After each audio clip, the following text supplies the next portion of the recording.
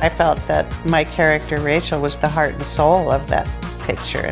Walking in to do Blade Runner, I thought I was going to meet Han Solo. Harrison could be funny on a dime if he wanted to be, but he doesn't take prisoners. He say you Blade Runner. Tell him I'm eating. Rutger had a certain sort of dynamo personality, and one of my favorite lines is, "That's the spirit, you know." That's the spirit! I said to Ridley, "Why the unicorn?" He says, "Well, I think I'm going to make another movie after this about unicorns. And I don't think this character is really human." And I went, "Really?" You know? It's too bad she won't live. But then again, who does?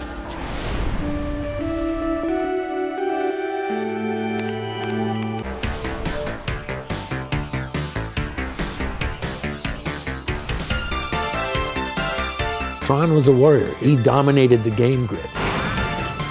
I would get my Frisbee and we'd play with our discs, like just the battles and stuff, and pretend I had a light cycle. I never saw it. It was a stick in front of me with a crossbar. We were all standing there and they kind of went, we bent over, and that was it. And I did the whole chase like that. For those kids and all those arcades throughout the country and the world, they got it. And I knew then that we had a revolutionary thing. It's not going to be appreciated now, but it will be. End of line.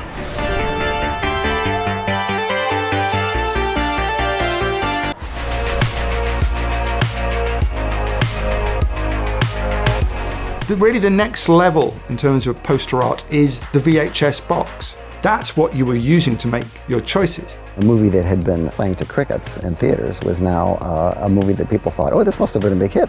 I think partly because of the appeal of what was on the box. If you weren't alive in the 80s, you will never know the high-stakes selection process at the video store. You kind of flipped it around and looked at some of the words on the background and read maybe a few of them. But it was the image on the front that made you excited. And our hunger, not only to know about the worlds of the film, but also to know about how they made the worlds of the film, began to grow.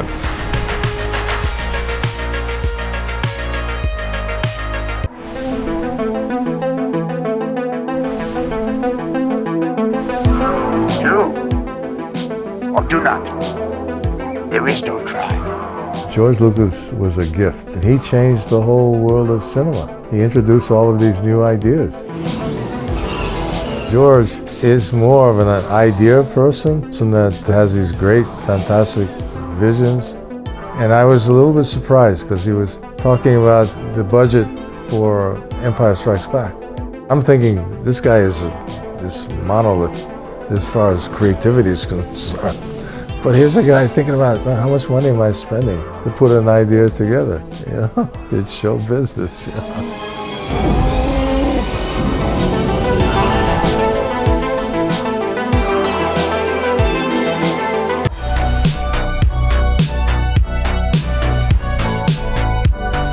Hold on, Newt. Sometimes I'm still in awe, like, oh my gosh, I was in a James Cameron movie. Sigourney just took care of me on set. When we were in the eggs with the queen alien in front of us and everything, that was a very scary situation with all the fire going on around us. If you watch in the movie, she's going, like, pushing me behind her. That was a natural response. I'm sure for everyone on set, they probably were a little bit concerned. Last few years that I've seen everyone, they've actually asked, did you have nightmares? Did we, like, affect you psychologically? And it didn't. To me, it was normal, which is so abnormal.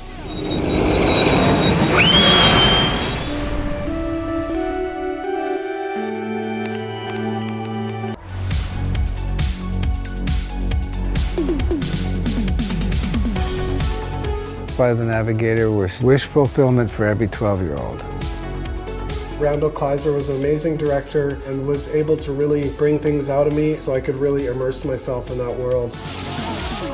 Wow! I wanted to find a spaceship that was different from all the movies I'd seen.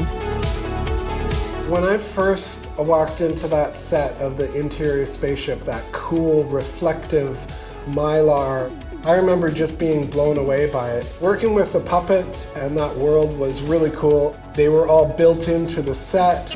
Weird. I loved the big eyeball.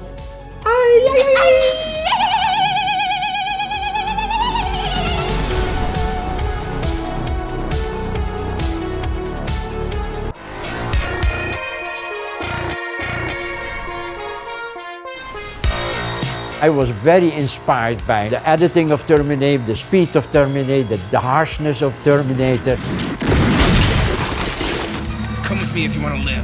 Because the exposition is all on the run during a shootout. I'm Reese, designed to protect you. You've been targeted for termination. His hope was to make a world-class genre picture, heavily influenced by George Miller, just in the fact that he broke down all barriers and went gonzo. Jim had a certain vision and he was pushing the envelope. We weren't Hollywood redoing the same thing. Jim was saying, no, no, no, we can go here.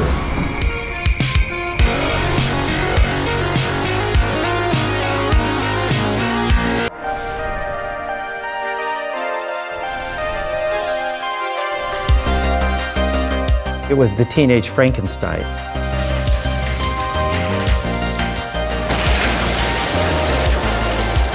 I think that was probably every geek's dream. What would you little maniacs like to do first? It really resonated, I think, to a lot of people.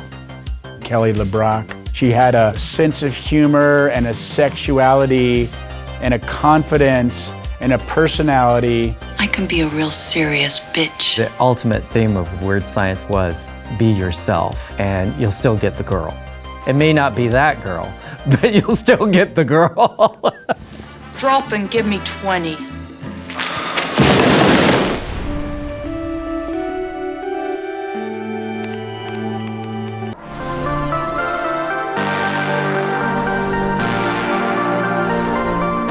want to get out of here? You talk to me. For a decade that was all about the future and tech and computers and sci-fi, it's stripped all of that away. It's very prescient if you look at where we're going with the climate crisis and how tribalism is sort of already taking root and people are picking sides. Road Warrior was a warning of where we were headed. They weren't just doing a film. They were out there showing people the dysfunction that we were headed for. You can run, but you can't hide. But we're there.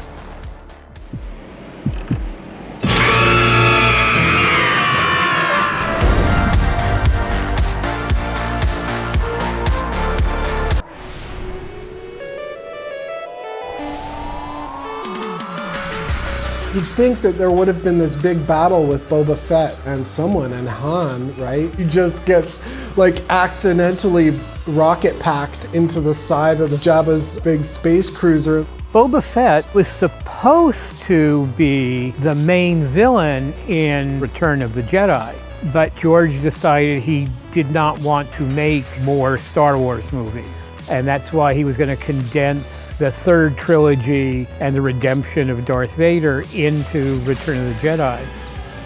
And then Boba, he went from going to be a big star to an afterthought.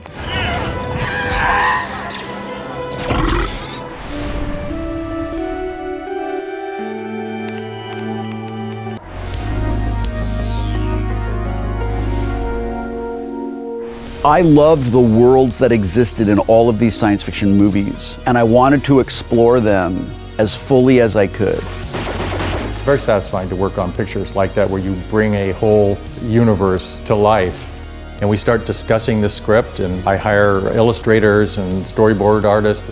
We start to develop a look for the picture. You can see his vision now. And the studio, they start to see, wow, we're gonna have that, and they get excited. Something that is, of course, hugely important in science fiction because it doesn't exist anywhere around us are the visual designers, the guys that decide what the buildings, what the landscape should look like, the objects, the spaceships, the creatures. It's all choices.